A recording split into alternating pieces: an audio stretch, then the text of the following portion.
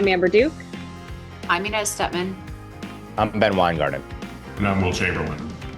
And this is NatCon Squad, where common good and common sense meet. NatCon Squad is produced by the Edmund Burke Foundation, the home for national conservatism. Subscribe now on Apple Podcasts, Stitcher, Spotify, YouTube, or wherever you get your podcasts. I'm going to open up today's show by talking about Trump's fight with Colombia over deportation flights. Inez is going to cover Trump's freeze on federal grants. Then we'll go to Will, who will talk about the GOP establishment working behind the scenes to try to stall some of Trump's nominations. And then Ben will close us out with the draining of the DOJ Swamp. So I will go ahead and kick us off. Trump sought to deport some Colombian illegal immigrants over the weekend, and while playing a round of golf, engaged in diplomacy to force them to take them. It was absolutely a hysterical turn of events. So Colombia decided that as these flights were already on their way to their country, the president announced that he was not going to accept them because they were not being basically sent over under the proper conditions. And Trump immediately threatened Colombia with a massive tariff on all of their goods, plus a few other incentives, we'll call them, to take the illegal migrants. And basically within maybe 20 or 30 minutes of him making this announcement, the Colombian president immediately kowtowed to Trump and said, okay, we will take these illegal migrants back to our country. And it was such a revealing moment because immediately after Trump made the threat, there were leftists all over Twitter, Democrats complaining that Trump was getting us into a trade war with Colombia, that we were all going to have to pay more for our coffee. And then within minutes of them sending those tweets or making those statements, obviously the situation turned out to be a huge win for Trump. It completely broke in his favor because naturally the United States is the much bigger negotiator in this scheme, and Colombia stood to lose a lot more than the U.S. did, obviously, by having, I think it was 20 or 50% tariffs that he threatened to put on Colombia. I'm sure one of y'all have the exact number, but another part of this that was quite funny was that Colombia accepted deportation flights under Biden, but then tried to play hardball with Trump, who has been incredibly tough on illegal immigration since taking office, signing dozens of executive orders on it. Tom Homan, who is the border czar, has been posting daily numbers of deportations. He's already surpassed the Biden average of 1,000 per day, continues to do so on a daily basis, promises that there's more coming.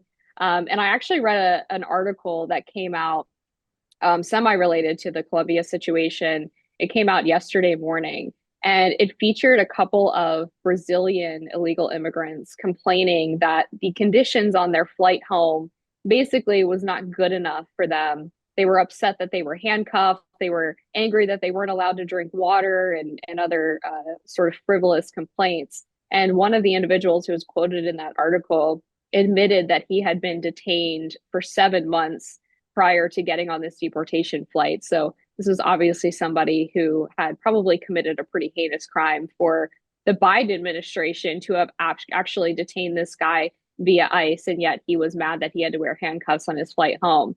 But I mean, the sort of underlying important thing to remember about all of this is that these are citizens of those countries, right? These are Colombian nationals who came into the United States illegally, and yet Colombia apparently didn't want to accept them back. So what does that tell you about these people who have come to the United States? It's that these are not the best and brightest. These are not desperate people just searching for a better life. So far, the Trump deportation plans have been focused on the most hardened criminals, people who either have a criminal record in their home country or committed additional crimes in addition to crossing the border illegally once they got to the United States.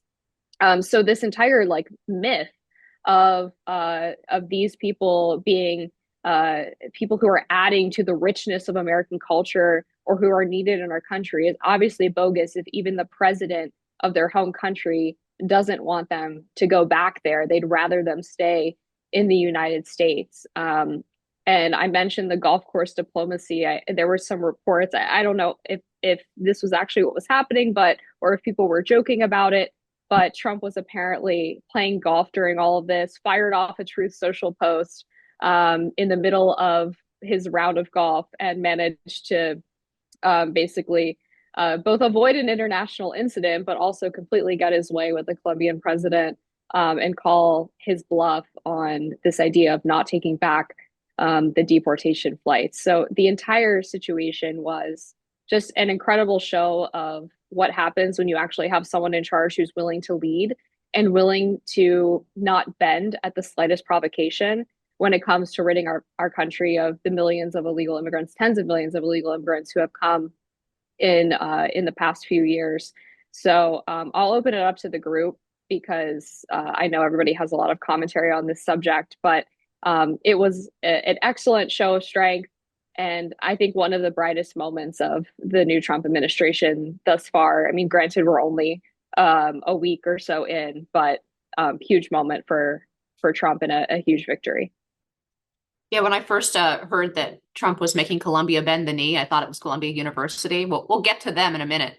Um, but yeah, I mean, this is a really good reminder of what a global power like the United States can actually do when it acts in its own interest very, very quickly. There were no, State Department memos. There was no long process. There was direct negotiation by the president using the massive both market power of the United States and backed by military power, right? We are a global power. We are the most powerful country in the world still, even though China is catching up to us. And if we simply assert our own interest, there is very little that most countries in the world can do in response. And this is just like a perfect example. I want to call it Carol Markowitz had a great tweet where she was like, oh no, we can't, what are we going to do? Because the response from the Anna Navarro and other leftists was, did you know that the flowers that come to the United States, like 50% of the flowers that Americans buy come from Colombia, right? Right before Valentine's Day. And Carol's tweet was just like, oh no, like we should definitely keep these murderers in the United States.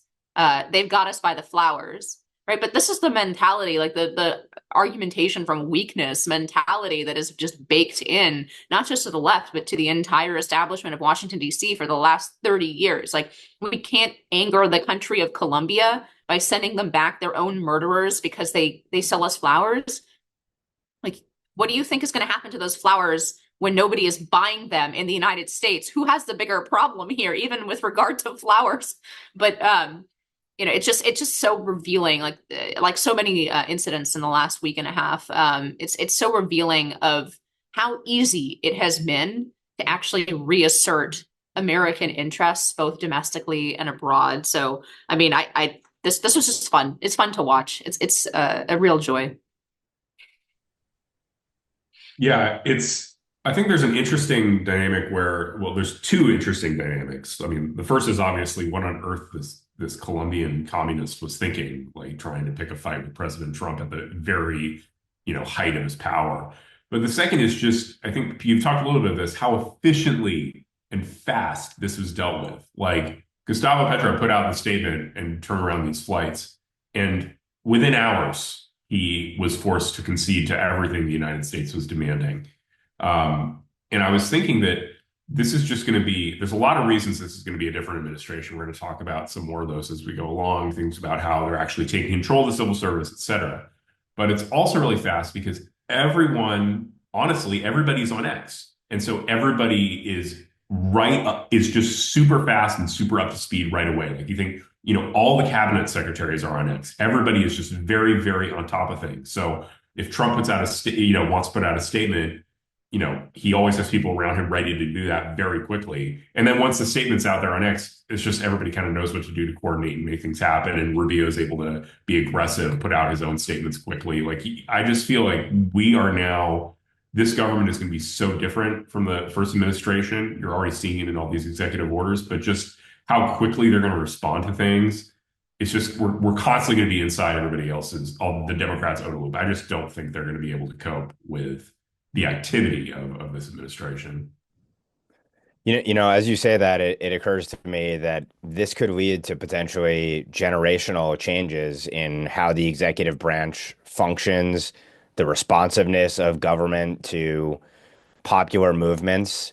In the past, let's say that this entire scenario had started as it did. Historically, then there'd be some kind of interagency process, and you'd have to have all these different elements of the executive branch coordinating on how they wanted to respond, and they would formulate their plans, and there would be dissenting views, and it would be a whole cluster essentially. And then you'd get some gobbledygook at the end of the day where maybe you'd end up at the same place, but you'd probably end up at some watered down place. Here it was direct and it was forthright. We have all these levers of power at our disposal, and the commander in chief is going to say that we're going to use those levers of power to crush you if you jerk us around and don't treat us like the dominant power in the world that, by the way, has provided this world with all the benefits that you, communist leader, actually get to enjoy the benefits of on a daily basis. So at the end of the day, I think what this comes down to is it shows us that and this goes across many of the executive actions and the memos that are being produced right now. It was never a matter of capability. It was always a matter of will. That's number one. Number two, definitely with the connectivity that we have with the social media platforms, there's efficiency and speed possible like never before, and responsiveness like never before. But then again, it also comes down to putting U.S. national interests first. Why would we permit people who are detrimental to our country, not here legally, to persist? Why wouldn't we send them back? It's very straightforward. It's common sense. It's really non-ideological at the end of the day. And if you look at what the State Department is saying, which is consistent with what President Trump has said, at the end of the day, every decision, particularly when it comes to the rest of the world, has to be about, does it make us more peaceful, more prosperous, more secure? If it doesn't, we're going to get rid of it, or we're going to undertake policies to neutralize it. It's so common sense and it's so straightforward and so consistent with America's national interest, irrespective of where you are politically or ideologically, that it's going to be very tough for there to be resistance 2.0 to the extent they want to engage in it, because these are going to be 80-20 kinds of issues. And I think you're seeing right now, to Will's point, Trump at the height of his powers, but those powers could potentially grow to the extent the popularity of these policies as they work their way through the country and through the world bear the fruit that it looks like they're poised to bear. We're going to move now to Inez, who's going to walk us through Trump's freeze on all federal grants pending review.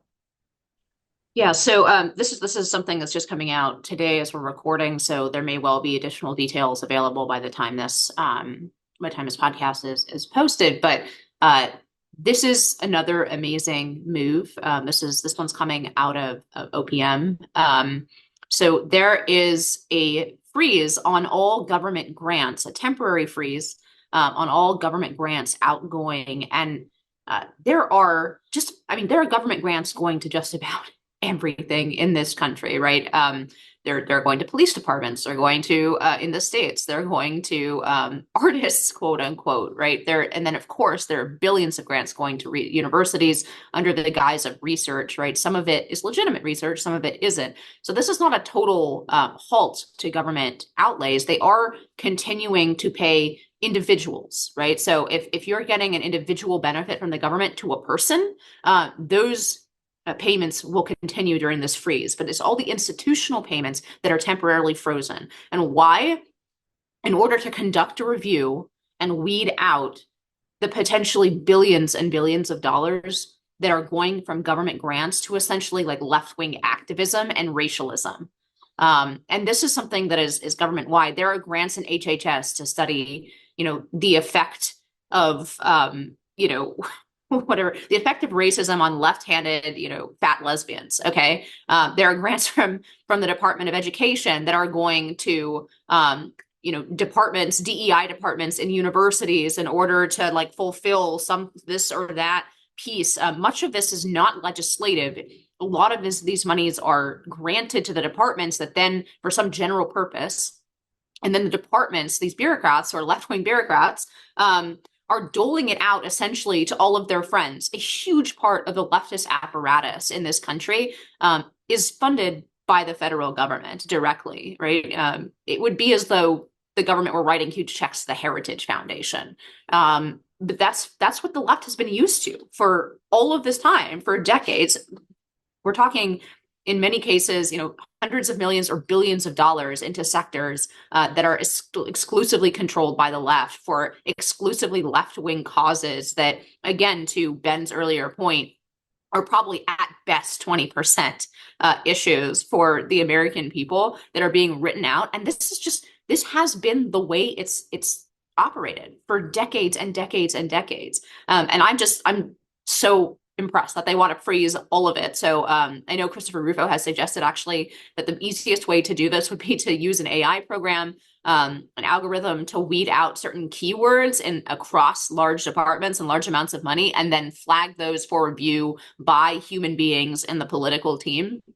Right. So this is going to take some time, and that's why there's this temporary freeze. But that money will continue flowing again, but hopefully stripped of a lot of these grants most of these things are not written into law by Congress. Again, these are things that are wholly within, there's a joke on the Hill that basically all the legislation now is just the department shall ... right? So a lot of this money is the department shall, and Trump controls the departments now. And so it's up to him what the department shall give those monies to, and it's not going to be, left-wing activist groups. So I think this is a fantastic move. It's a huge blow directly to the gut of the way that leftist organizations in this country function. I think it's a brilliant idea. I wish I'd come up with it.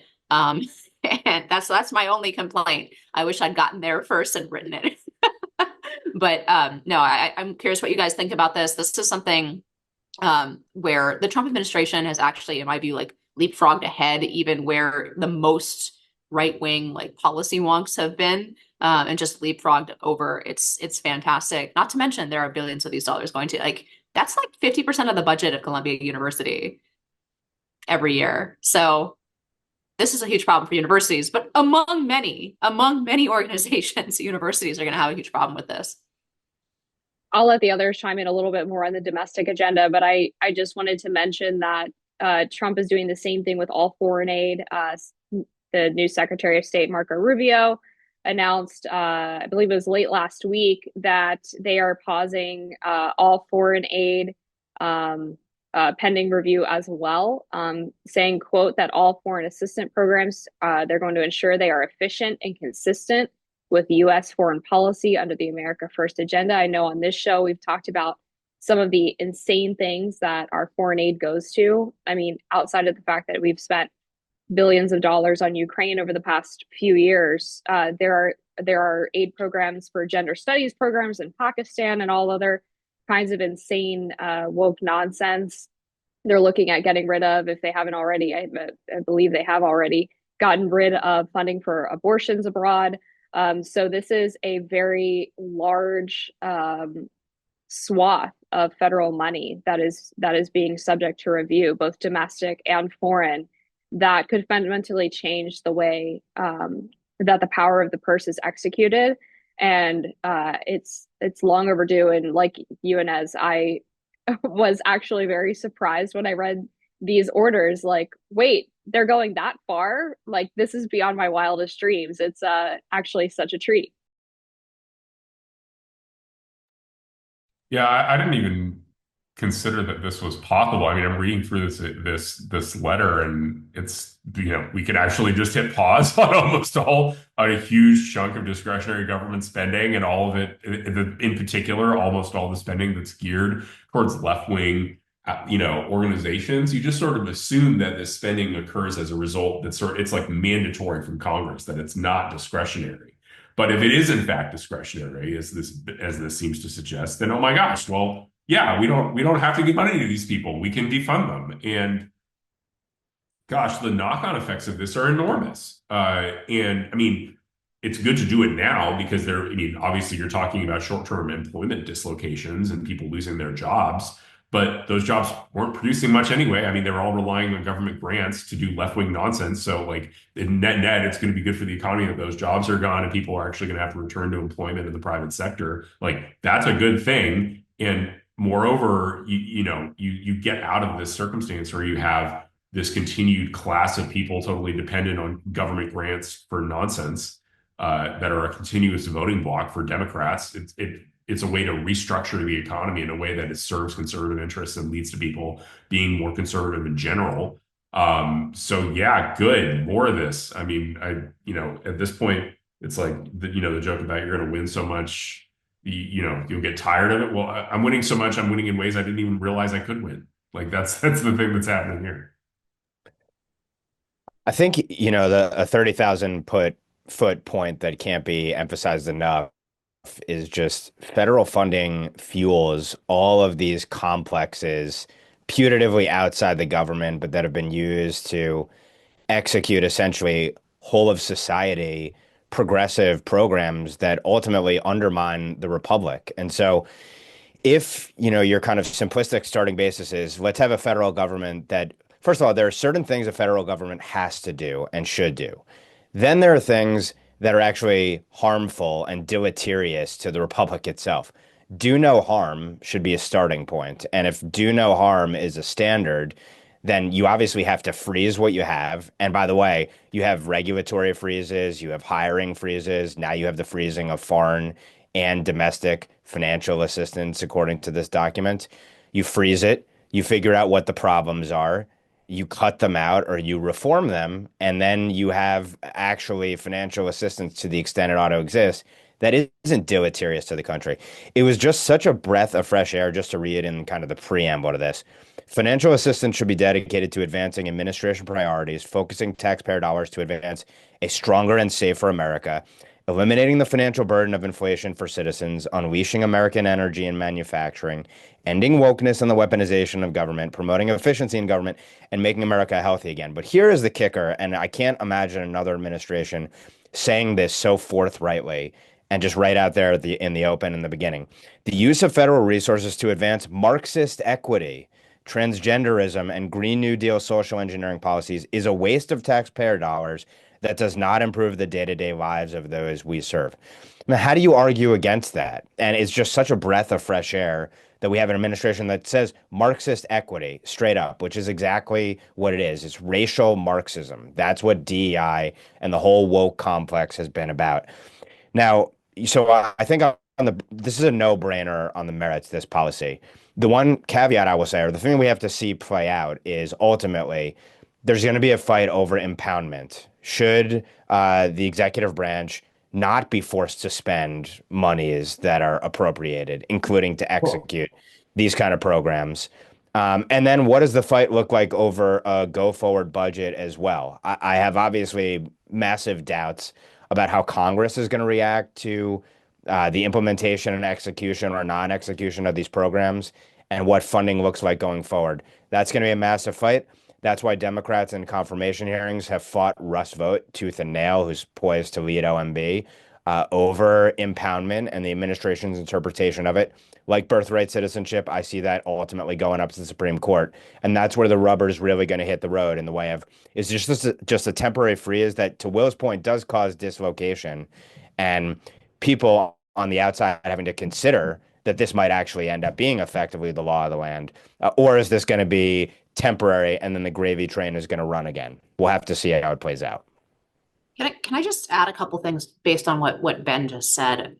One, again, it's very funny, the people who screech about norms, even those sort of never Trump right-wingers who are clinging to the idea that we still operated under the US Constitution in any meaningful way. This could be the biggest restoration of the way the three branches of government are supposed to work. If Congress doesn't like this, they can write a law. Instead of writing the department shall and turning over the governance of this country to unelected bureaucrats, they can write the department shall spend its money on X. And they can actually take political responsibility for it, because that's what's destroyed the constitutional balance between the three branches, right? Is that Congress doesn't want to take responsibility for sending money. It's unpopular to send grant money to left-handed lesbian studies. Okay, nobody wants that, but they don't want to take responsibility for that politically. So they will just write grants to, and then something incredibly vague, and let the department go ahead and do it. Well, okay. Well, if the executive branch gets to choose where these monies are going, then Trump gets to choose where these monies are going. So if Congress wants something else, then Congress can get off of its rear end and pass some actual legislation for the first time in 30 years. We're going to toss to Will now to walk through the GOP establishment's fight against Trump nominees. Yeah, so the fighting is ongoing. Obviously, Pete Hegseth was confirmed this week as the defense secretary, or rather last week. But a big news report came out yesterday that Tom Tillis, senator from North Carolina, was actively working against the nomination of Pete Hegseth by soliciting stories from Hegseth's sister-in-law, a lifelong Democrat, to try and hurt him. So that whole story about how Hegseth was abusive to his second wife, Tillis wasn't merely a recipient of that story, wondering what happened. He actively was soliciting that story, encouraging the person providing it to go under oath, and saying to that person, "This will move votes." So that means that Tillis, even though he ended up voting for Hegseth, was doing what he could to try and tank Hegseth's confirmation. And this guy is, a Republican, not only in good standing in my state of North Carolina. And this is not like the only person, obviously. It was a 50-50 vote. It required JD Vance to break the tie. We lost Lisa Murkowski, who we seem to always lose on every cabinet vote. She might as well be a Democrat. I mean, honestly, we lose Susan Collins. I'm a little more okay with losing Susan Collins because I see her as the Joe Manchin of the party, where it's like we have no business having a Senate seat in Maine anyway, and if she votes with us some of the time, that's fine. So I'm okay with that. But then we also lose Mitch McConnell, who, I mean, it's a really disappointing thing to watch Mitch, who used to be the leader of the Senate GOP, suddenly be like the rebel moderate trying to fight back against what Republicans are trying to do. It reminds me of a theme where people who have been in charge of the party are the most obnoxious in their opposition to Trump. So I remember, if you think about the two senators who were the most hostile to Trump before this, it was John McCain and Mitt Romney, the previous presidential standard bearers of the party. So it's like they just feel like they're entitled to dictate the way the party goes because they once were the presidential nominee. They're not. Anyway, that's a side note. But so yeah, we have this establishment working against Hegseth, and now it's also ramping up against Tulsi Gabbard. For Tulsi, there's been a slew of op-eds both in National Review and the Wall Street Journal trying to hit her. I mean, the National Review op-ed was particularly awful. They blamed her for suggesting that Edward Snowden should get a pardon, and then accused Snowden of giving over NSA documents to WikiLeaks, which is not what he did. He gave them over to Glenn Greenwald, who revealed that James Clapper had been perjuring himself about the fact that the NSA was collecting everybody's information. And then they're also going to go after RFK Jr. You have Mike Pence allying with Leonard Leo to join together to fight against another of the president's nominees. So even though, President Trump won a decisive victory, won the popular vote, is like the primary driving force behind what we've discussed as the most effective administration in quite some time, we still have these people who are really eager to fight against the president's nominees and fight against the incoming administration. And maybe the way to look at it is the sort of the last gasp of this establishment conservatism that's just on its deathbed, and it's trying to maintain one last bit of relevance. But I don't think it's going to work. And I think, at least for Tillis, I think certainly what his games need to stop. And I should hope that we don't see any further votes against any of the president's nominees. McConnell was especially disappointing because he voted for Merrick Garland to serve as Biden's AG after, doing a great thing for the party, which was holding up his nomination to the Supreme Court, but then turns around and votes against Hegseth. And I'm curious about what this compromise or news about Tillis means for his potential reelection in 2026. Is he planning on leaving his North Carolina Senate seat? Is he planning on running for reelection? Because we know that Laura Trump and other North Carolinian Republicans have been sort of eyeing that seat. So I think it seems more likely now that he faces a primary challenge from the right if he's going to act this way against a president from the Republican Party who was granted such a mandate from the American people. I think that really complicates his path forward in 26. And I'm interested to see what sort of crops up from the North Carolina GOP as we get closer to that primary race.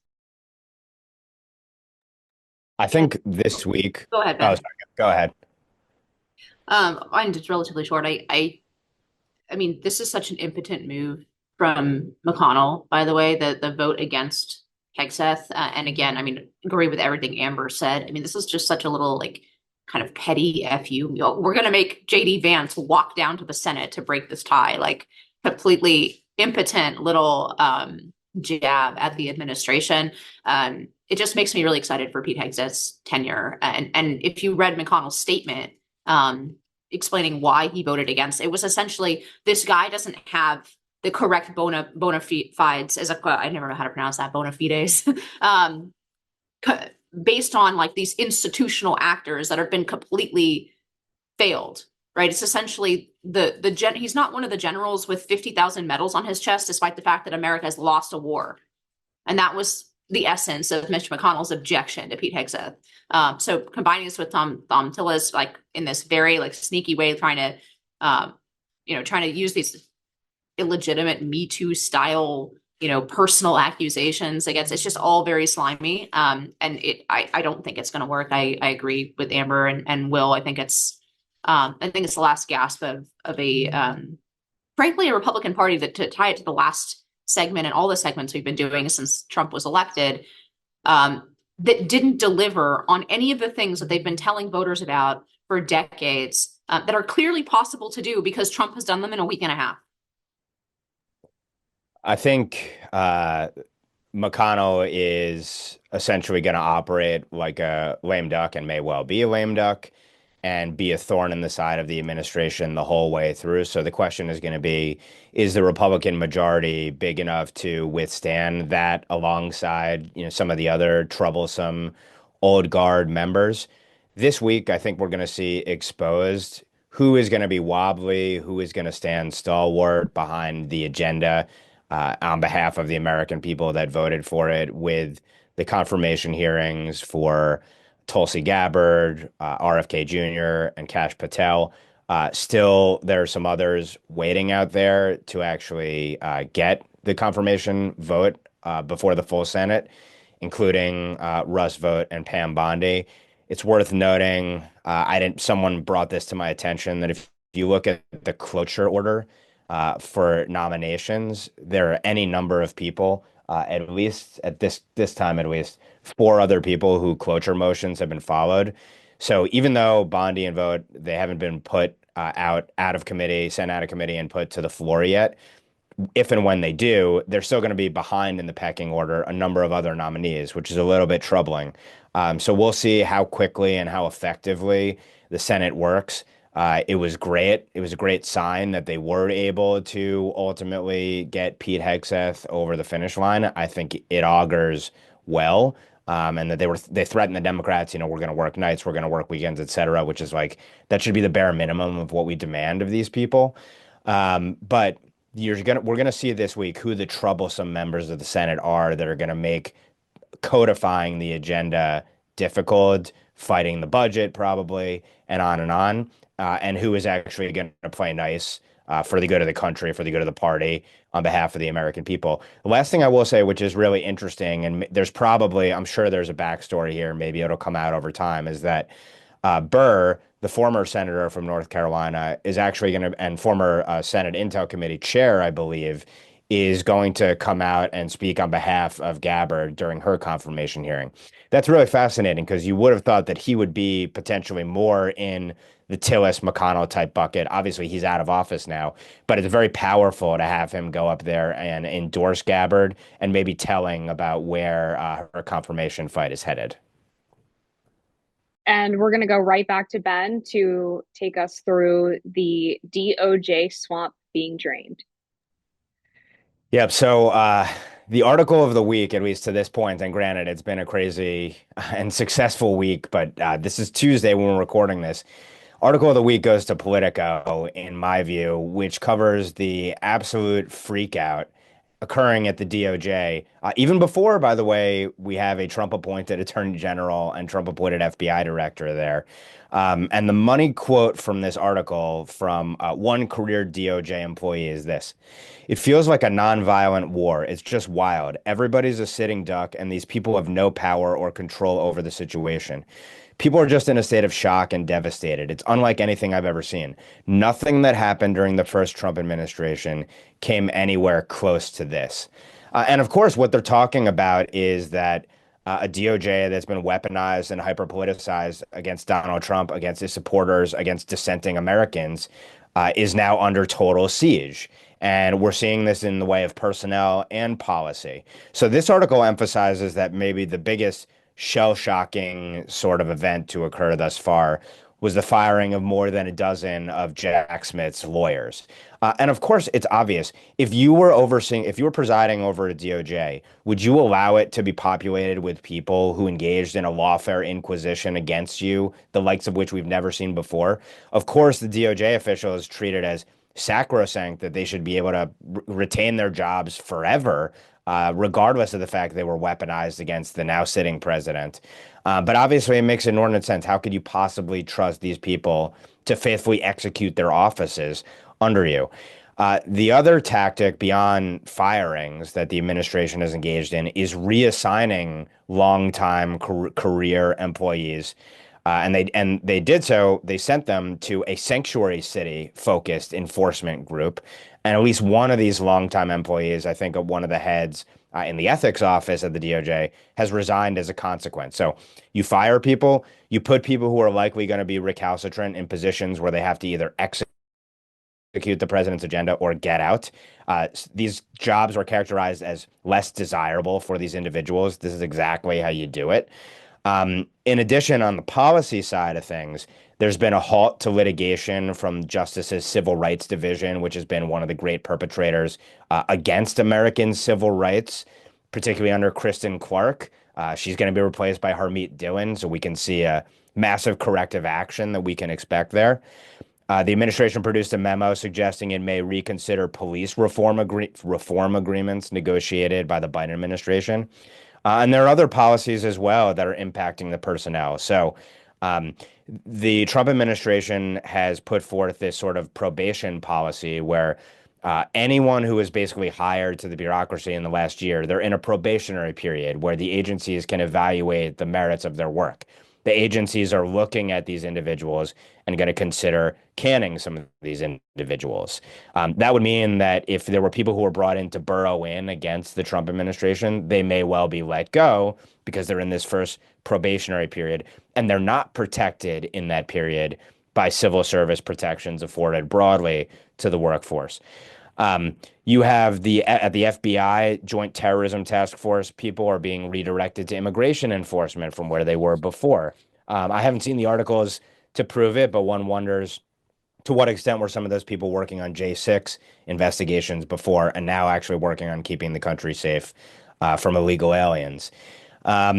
Beyond that as well, there's hand-wringing over the back to the office policies, shaking up the DOJ. And then in terms of actually how the DOJ is operating, we talked about in our executive order special episode the dropping of FACE Act prosecutions and essentially raising the standard to this is only going to be applied where there's really violent acts that are taking place, which is in keeping with the letter and spirit of the FACE Act. They dropped the Ethan Heim case, the whistleblowing doctor who came out and exposed that Texas Children's Hospital was engaging in illegal sex change procedures on kids. And then the DC U.S. Attorney's Office, which was sort of the root of the corruption and weaponization on J6ers and beyond. Ed Martin has come in there and he's done a few things. One is he's ordered a review of this torturing and twisting of the obstruction of an official proceeding charge that the Supreme Court smacked down Jack Smith and the Biden Justice Department on to hang this Enron era statute, usually around document destruction, and try to claim that J6ers obstructed an official proceeding and committed a felony and could be subjected to up to 20 years in prison as a consequence of it. He's doing a review of all the decision making around bringing those charges. He also fought a Biden, or actually an Obama appointed judge, Judge Mehta, who after President Trump had commuted the sentences of several J6ers, tried to impose an order that they could not travel to D.C. Without getting pre-clearance from the court there. Ed Martin fought that. The judge ended up backing down. He also put out a public message when he fought that order saying, If a judge decided that Jim Biden, General Mark Milley, or another individual were forbidden to visit America's capital, even after receiving a last-minute preemptive pardon from the former president, I believe most Americans would object. The individuals referenced in our motion have had their sentences commuted. Period. End of sentence. You just couldn't have a fresher start, a complete reversal of what's transpired in the DOJ, among the most potent and powerful of weaponized agencies under the last administration. Talk about a golden era. I mean, this is a total reversal that we're seeing in real time. They've gone about it swiftly, vigorously, in a very smart way to get people to essentially self-deport from that agency in some instances. But obviously, the personnel is policy. And on the personnel and policy, there are huge strides being made here. So I would just say for the Republicans, it's incumbent upon you to get Pam Bondi in there and Kash Patel in there to ensure that this gets to where it needs to get to ultimately, which is a total purge of a Department of Justice that's perpetrated injustices ad infinitum over the last 4+ years, and to restore actual law and order to the country. So I'm thrilled about what we've seen so far and pleasantly surprised at how the lessons were learned from Trump 1. Curious what you all make of what's going on at DOJ. I don't think there's even really an argument against what I'm about to say. This is the most aggressive and well-prepared right-wing administration in the last 100 years. I cannot emphasize how much what has come out in the last week and a half across all of these different agencies and issue areas is the result of clear preparation, intelligent, wonky people working on behalf this time of President Trump's vision instead of against it. It's just been incredible. And just to highlight one more internal government moment, there was a post that went viral from Reddit that was essentially a whistleblower from within OPM screeching about the fact that in 5 days, OPM was totally taken over by Trump appointees, by Rust vote, essentially, that they knew how to do it. They knew who was burrowed in this time. So what Ben was saying and what Will said earlier, they knew who was burrowed in this time. They knew which appointees. They knew where the bombs had been laid from the previous administration and by the bureaucracy itself, and they've totally navigated around it. They've taken over that agency, which is incredible. It's basically the kind of beating HR heart of the federal government. So this administration is competent, ruthless, prepared. I mean, it is truly, as Ben said, it's a golden age. I could not have. I know there's this meme apparently on the left, like what they're going with is all the Trump administration voted, like the people who voted for Trump must be so disappointed right now. It's so terrible or whatever. No, Trump is the Santa Claus of winning. I literally cannot keep up with the winning. There's too much winning. I can't keep up with it. I can't even read all of these EOs that are each one of them on an important issue, something incredible, something symbolically important, something technically important, right? This is the most prepared right-wing administration in history, and it's really a credit to the leadership of President Trump, which is something I criticized him for in the last administration. I don't have too much to add here, but I'll just say that, sometimes we tend to scoff at the idea of institutional knowledge because it's usually something that is retained by establishment figures, swamp creatures who have been in government for ages and ages. But I think this administration does show the importance of having at least some institutional knowledge, because you're bringing back a lot of the people who served in the first administration, kind of saw where things went wrong, missed opportunities, and are now able to capitalize on those because they understand where the bad people are. They understand how things work. They know what the bad policies are. They know what the potential legal levers are for the executive taking action on a lot of these issues. And it's just night and day between where we were at in the early days of the 2017 admin versus where we are now.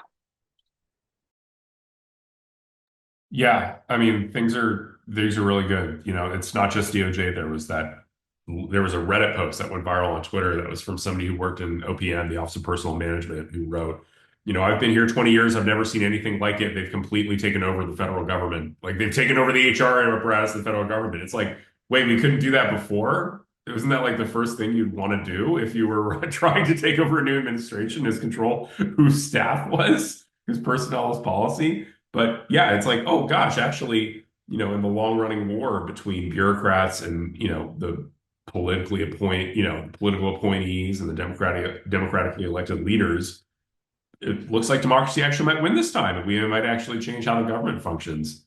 I'm pretty optimistic. And then obviously DOJ, this is another good example of it. We find the people at DOJ, these staunch career officials who were obstructing things last time, and we say, guess what your new job is? You're going to be you're going to be helping out with ICE detainers, and that's your new job if you want it. And if you don't like it, then leave.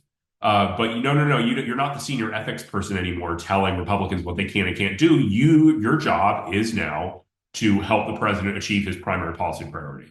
And it's like, great, either do that work because you're perfectly capable of it, or, like resign and protest, which is what we're fine with that too, honestly. So I have more of this. Yeah, and just real briefly before we move to final thoughts, because I think we have a couple extra minutes, but there was the joke that Trump made at one of his rallies in the past week about how he might send IRS agents down to the border, the additional 30,000 that were hired under the Biden admin. And people started, of course, freaking out about it. Like, no, you can't do that. You can't make IRS agents go down to the border. And I would just like to remind everybody that actually during the Biden administration, he was sending down people from Department of Agriculture and multiple other departments during the peak border surge to help process illegal immigrants into the country. So there's precedent here from the left-wing side. Why not use that same tactic to actually execute the conservative vision of what border security and immigration should look like? So, I mean, Biden set the rules.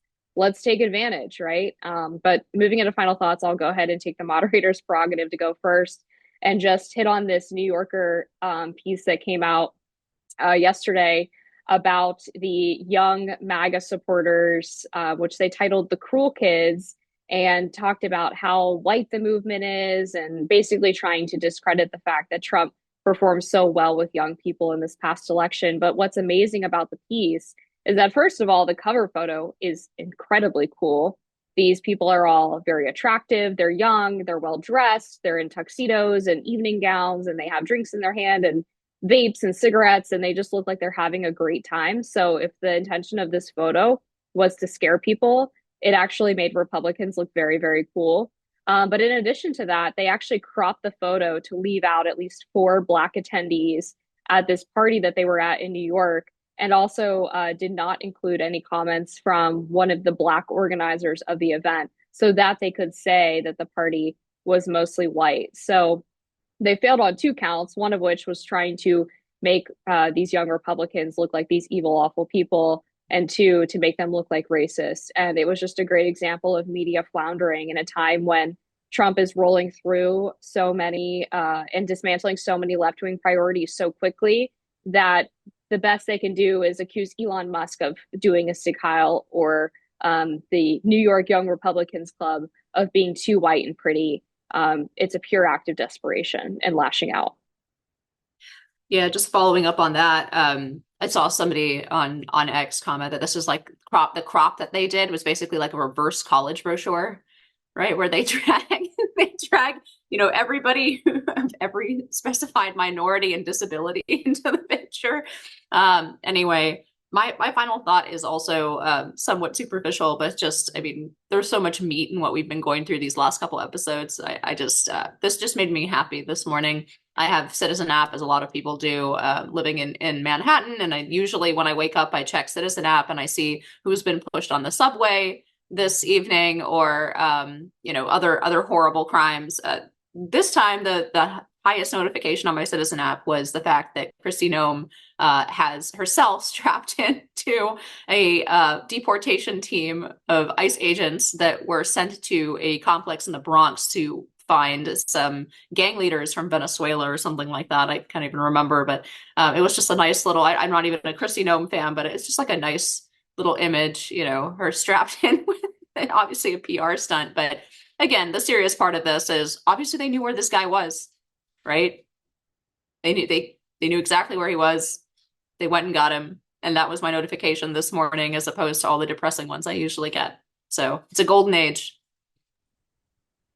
On a completely separate topic, there's some shenanigans going on down in Florida that I've been looking at. So Ron DeSantis called a special session in order to pass some laws to help assist the federal government in deporting illegal immigrants.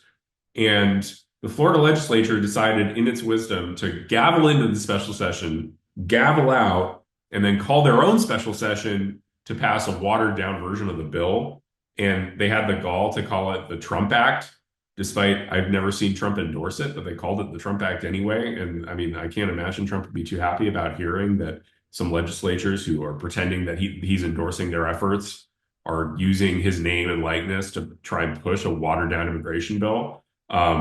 There's still, I guess, given that we have this like control of the federal government, there's still a lot of issues in state governments, even deep red states like Florida, where legislators need to figure out that, they do serve the people, and they can't just, just because DeSantis went against or, tried to win the primary against Trump doesn't mean he's like not the governor of the state anymore, doesn't have the ability to like push back and make sure that there's good policy enacted. So also on another completely different topic, I think Trump was before kind of a gaggle on Air Force One over the weekend, and he floated the concept of temporarily or maybe more permanently resettling Gazans, proposing some being taken in by Egypt, some by Jordan. Since that's expanded to potentially Albania, potentially Indonesia as well. Of course, from the quote unquote human rights community, which, is okay with places like UNRWA becoming captured entities of Hamas. This raises hackles of ethnic cleansing and the like. But I wanted to talk just briefly about kind of the merits of what is being proposed, or ask the questions that you would have to answer to dismiss out of hand the notion of resettling people from a war zone. The first being, as Trump pointed out, large parts of Gaza are shelled out. So as a practical matter, are you going to let people go back to completely shelled out, bombed out areas while trying to also rebuild them? Then from the perspective of what's humane and what's practical, if you're going to have people move temporarily or more than temporarily, you want to keep them in region among people who share their language, who share their culture, and beyond. Not send them to, for example, European countries or to the U.S. So wouldn't it likely be easier also, from practical perspective, to move them to adjacent countries around Israel and in the region, Arab majority countries? And by the way, isn't that also better to ensure that the aid, for example, and the medical support, et cetera, isn't going to be stolen or co-opted by members of Hamas if it's under the auspices of being in resettled zones under other governments? Another third point is, didn't the external and internal actors fail to prevent Gaza from becoming a terror state, including, by the way, Egypt? Gazans elected Hamas.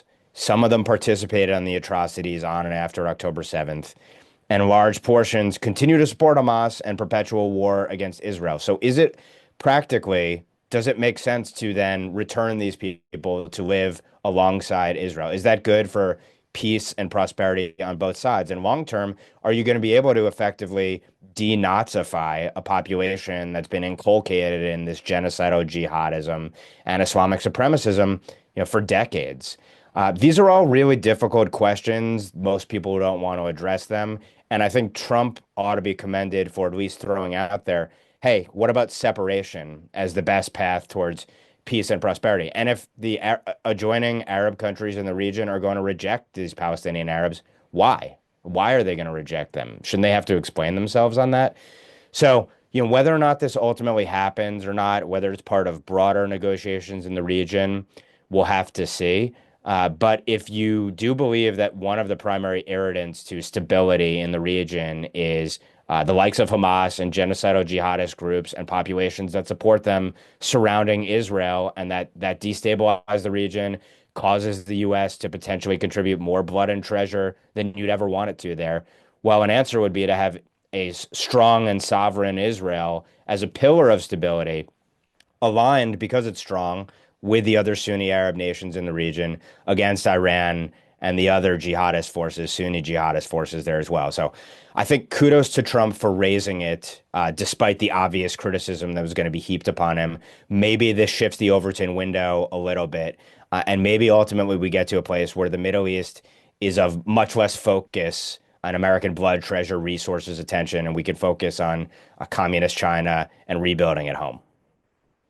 Great show today. A lot to mull on for everybody. On behalf of Will, Inez, and Ben, I'm Amber Duke, and we will see you all at the next NatCon Squad.